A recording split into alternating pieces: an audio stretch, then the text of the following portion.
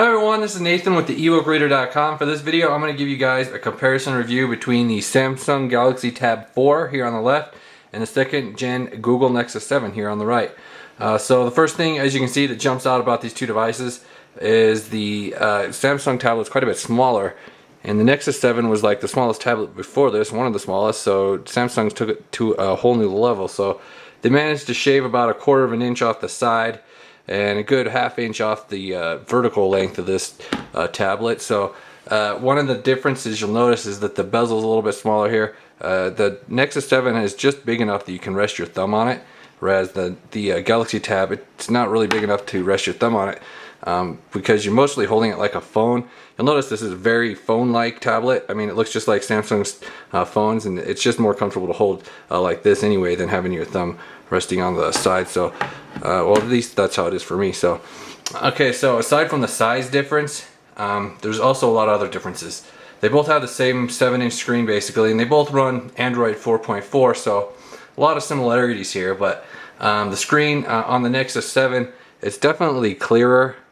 It's got the higher resolution. It's got the 1920 by 1200 resolution screen, and the Galaxy Tab 4 here has the 1280 by 800 resolution screen. I thought that there would be a bigger difference between those two resolutions, but really, unless you're using like the smallest font on a reading app or reading totally zoomed out on a web page like this, there's really hardly any difference. I mean, even on this web page, I honestly hardly can tell any difference whatsoever as far as the screen resolutions. Even these small links right here, honestly, they look just as clear on the Galaxy Tab as they do on the Nexus 7. The biggest difference, like I said, is if you're using a reading app and you have it like on the smallest font size. So this isn't going to be able to show up on the camera. I don't know why I'm going to do it, but if you use like the smallest two font sizes for a reading app, that's where you can sort of tell a difference because the pixelation is more obvious on the lower resolution Galaxy Tab screen. So you can basically go as small as possible on the Nexus 7 screen and it never gets pixelated. I mean, even that very smallest font right there, I mean, it's not going to show up on the camera obviously, but it's like as clear as can be. Whereas the Galaxy Tab, if you go down to the smallest fonts, you do start to see some pixelation when you look up close. I mean, it's still not like it's hard to read at all. I mean, it's still clear, but I mean, when you're comparing them both side by side, there is a difference. Alright, so like I said, these two devices, they run Android KitKat. Let's see what we got here on the Nexus. I think it's up to 4.42 now. Yeah, 4.42. The Galaxy Tab, General. I guess it's down here in General. Okay, about device. Yeah, we got 4.42 on the Nexus 7 too, so, or I mean on the Galaxy Tab, so we both got 4.42 on both of these.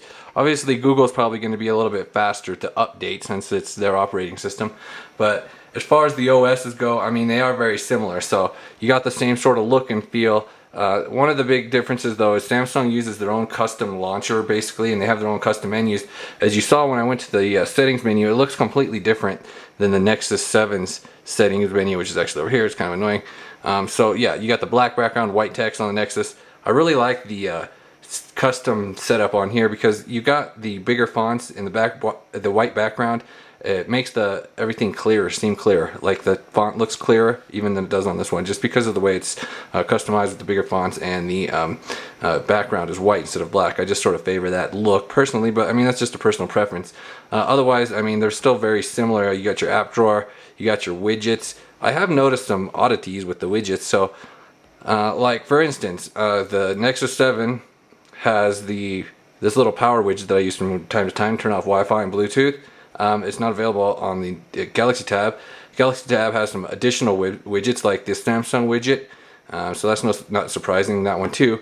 Kind of surprising though that it has the calendar. You can do this full page calendar. There's also another size for the calendar, a smaller version for the calendar. For whatever reason, there is absolutely no calendar widget on the Nexus 7, so it's just one difference that I've noticed. I mean, mostly it has the same widgets available, but just for some reason it does not have the calendar widget, which is kind of odd. Guess that must be a Samsung exclusive app.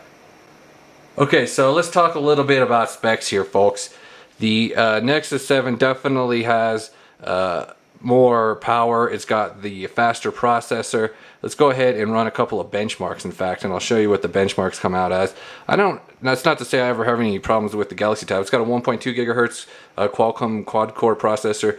The Nexus 7 has 1.5 gigahertz, and it's got a dedicated GPU. I don't think that this one does. It might. I don't know. It just doesn't say it.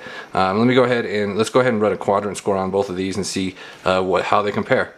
Okay, so this is a look at the results of the quadrant score.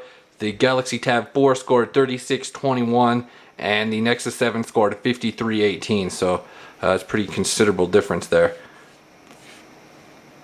Let's go ahead and run this other benchmark really quickly here. Okay, so this benchmark, the results are in. The Galaxy Tab 4, it's got a good rating at 12,545. The Nexus 7 has a great rating at over 20,000. So as far as the quadrant score goes and the benchmarks, I mean, they definitely favor the the Nexus 7. Like I said, the resolution favors the Nexus 7 as well. I do kind of like the build of the Galaxy Tab a little more. It's a little bit more comfortable to hold for whatever reason. I've always thought that the Nexus 7 was just a little awkward because it's kind of top heavy, just because the bezels on top and bottom are so like extra huge for some reason. It's just not as quite well balanced in my opinion as this one, but I mean it's not very big difference between the two. So the back of the Nexus 7 has more of a soft texture coating, and it's got the 5 megapixel camera, and it's got dual speaker ports down there, so there's one on each side. With the Galaxy Tab, it's just got the 1 speaker port down here, and it's got a 3 megapixel camera. The main advantage with the Galaxy Tab over the Nexus 7 is the fact that it comes with the memory card slot. So you got a micro SD card slot on the Galaxy Tab, sports cards up to 32 gigabytes. So that's definitely a main advantage. Nexus 7 doesn't have any expandable memory. It does come with twice as much onboard storage, though. It's got the 16 gigabytes, or you've also got the 32 gigabyte option if you pay more. But the Galaxy Tab, it's got the 8 gigabytes, but with the memory card slot, it doesn't really matter. So you can expand that all the way up to 40 with the 32 gigs. So definitely advantage with the memory card slot goes to Samsung. So another advantage for the Galaxy Tab, I mean, as far as software goes, I don't think that there's anything this one can do that that one can't. There's like a couple of things that the Galaxy Tab can do that the Nexus 7 can't. It has this multitasking feature that's exclusive to Samsung's devices. As far as Android goes, it's pretty cool. You can have 2 apps open at once here. So like you can have the web browser and a note app open at the same time. You can take text from this app and put it in the note app, and you can adjust the size of the window. So that's a pretty cool feature. You can switch them as well, go back to full screen. So being able to run 2 apps at once is an advantage for sure. Not all apps are supported though, so basically just the apps on this list and then the additional ones over here. So I mean basically text-based apps, you can watch a video and have a web browser going at the same time. So I mean that's a pretty cool feature as far as multitasking goes. Okay, so the Nexus 7 also offers some additional hardware features, like it has NFC chip. So if you want to use the file sharing between devices, you can just tap them. Like if this one supported NFC, which it doesn't, you just tap these 2 devices backs together and you can transfer like photos and documents. So that's what the NFC does. Also the Nexus 7, it has like wireless charging. So I mean, it has a couple extra features that might not be important to you anyway, so it sort of doesn't matter. So one of the main benefits as far as the Samsung goes is it's cheaper. So the the Nexus 7 starts at $230, Galaxy Tab $200. But they often run sales, so like the 8, 9, or 10-inch versions are already $30 off the retail, so I wouldn't be surprised to see it selling for $180. So you're talking $180, $230, that's a pretty big price difference as far as $50. I mean, as far as these 2 tablets go. Obviously, like I said, the Nexus 7 has some hardware upgrades. Samsung has a couple of extra software upgrades with the multitasking, but as far as like the base features go, I mean, they're both pretty much identical devices as far as running Android 4.4. So you got the same sort of features, you got the same sort of, I mean, apps available. So there's not going to be a whole lot of difference from a functionality standpoint as far as software is concerned. Okay, folks, so I'm going to go ahead and wrap up this review right here. Check out the ebook reader blog. I'll go ahead and post a comparison, a review of these 2 tablets with some written review with covering any details that I may have forgotten in the video. Sometimes it's hard to remember what I'm talking about as I'm talking about it. So I'll cover some additional details in the written review. You can check that out on the ebookreader.com. So thank you for watching, and you have a good day.